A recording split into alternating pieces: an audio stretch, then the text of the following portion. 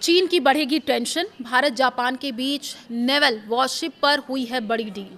नमस्कार, मैं हूं आपके साथ आयुषी गुप्ता। देखिए, भारत और जापान ने गुरुवार को समुद्री सुरक्षा सहयोग को गहरा करने, नौसेना के बीच तालमेल को मजबूत करने और नौसेना के लिए जहाज बनाने और उनके डिजाइन में मिलकर के काम करने की संभावनाओं पर विचार करने पर सहमति जताई है। दोनों देश इंडो पैसिफिक रीजन में अपनी रक्षा साझेदारी को आगे बढ़ाना चाहते हैं। ये समझौता नई दिल्ली में रक्षा मंत्री राजनाथ सिंह और उनके जापानी समकक्ष शिंजरो कोइजुमी के बीच हुई बैठक में हुआ है। देखिए, दोनों मंत्रियों ने समुद्री सुरक्षा सहयोग पर एक समझौते यानी मेमोरेंडम ऑफ अरेंजमेंट पर भी हस्ताक्षर किए हैं, ताकि भारतीय नौसेना और Japan maritime self defence force के बीच करीबी सहयोग के लिए एक ढांचा तैयार किया जा सके। दोनों पक्षों ने कहा कि ये समझौता समुद्री क्षेत्र की जानकारी, मैरीटाइम डोमेन अवेयरनेस, खोज और बचाव अभियान और मानवीय सहायता व आपदा राहत कार्यों में सहयोग को मजबूत करेगा। वे समुद्री संचार मार्गों की सुरक्षा के लिए तालमेल बढ़ाने पर भी सहमत हुए। इसके लिए एक दूसरे के यहाँ पर नौसेना के दौरे, संयुक्त अभ्यास, कर्मियों और विशेषज्ञों का आदान प्रदान और साथ ही लॉजिस्टिकल सपोर्ट जैसे बंदरगाहों तक पहुंच और रख रखाव मरम्मत की सुविधाएं जैसे कदम उठाए जाएंगे। संयुक्त बयान में यह भी कहा गया है कि दोनों पक्ष अपनी रणनीतिक और ऑपरेशनल जरूरतों के आधार पर समुद्री सुरक्षा सहयोग को तेजी से आगे बढ़ाएंगे और ऐसा करेंगे एक दूसरे की मदद। भारत और जापान माइन आपको बताया कि काउंटर मेजर क्षमताओं, समुद्र में बिछाई गई बारूदी सुरंगों का पता लगाने और उन्हें नष्ट करने की क्षमता को बढ़ाने के लिए तालमेल का अधिकतम लाभ उठाने पर सहमत हुए।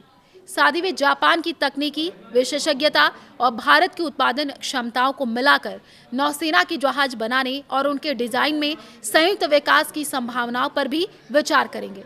दोनों मंत्री रक्षा क्षेत्र में जहाज बनाने और उससे जुड़े अन्य क्षेत्रों में एक दूसरे की खूबियों का लाभ उठाने पर भी सहमत हुए। इसमें मेक इन इंडिया ढांचे के तहत भारत की उत्पादन क्षमताओं के जापान द्वारा इस्तेमाल पर गहरी चर्चा भी शामिल है। वे जहाज की मरम्मत की सुविधाओं तक एक दूसरे की पहुंच बनाने की दिशा में आगे बढ़ने पर भी सहमत हुए, जिसमें निकट भविष्य में जहाज की मरम्मत से जुड़ा समझौता करना भी शामिल है। देखिए, जापान के लड़ाकू विमान भारत के साथ अभ्यास करेंगे।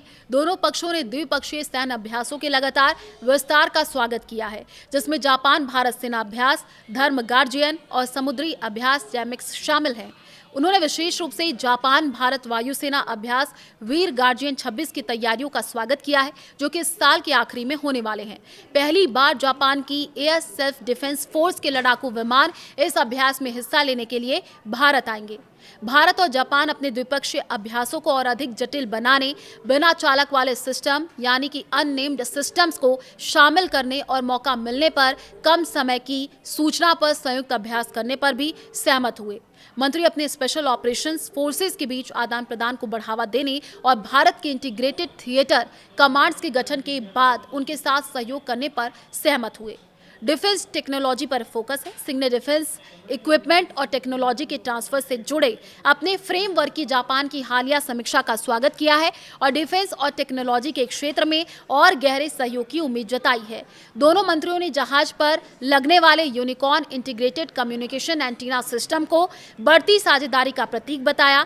यह प्रोजेक्ट भारत और जापान के बीच डिफेंस इक्विपमेंट ट्रांसफर का पहला प्रोजेक्ट है और दोनों पक्षों ने इसे जल्द लागू करने की दिशा में काम करने का वादा किया। वे अन्य डिफेंस इक्विपमेंट और टेक्नोलॉजी प्रोजेक्ट्स की ऑपरेशनल जरूरतों पर संबंधित सेवाओं के बीच बातचीत को आगे बढ़ाने पर भी सहमत हुए हैं। मंत्रियों ने एडवांस डिफेंस टेक्नोलॉजी में भारत के defence research and development organisation यानी कि DRDO और जापान की education technology and logistics agency यानी ATLA के बीच डिफेंस रिसर्च और डेवलपमेंट सहयोग को मजबूत करने की अपनी प्रतिबद्धता दोहराई है। वे डिफेंस इंडस्ट्री फोरम आयोजित करने पर भी सहमत हुए हैं।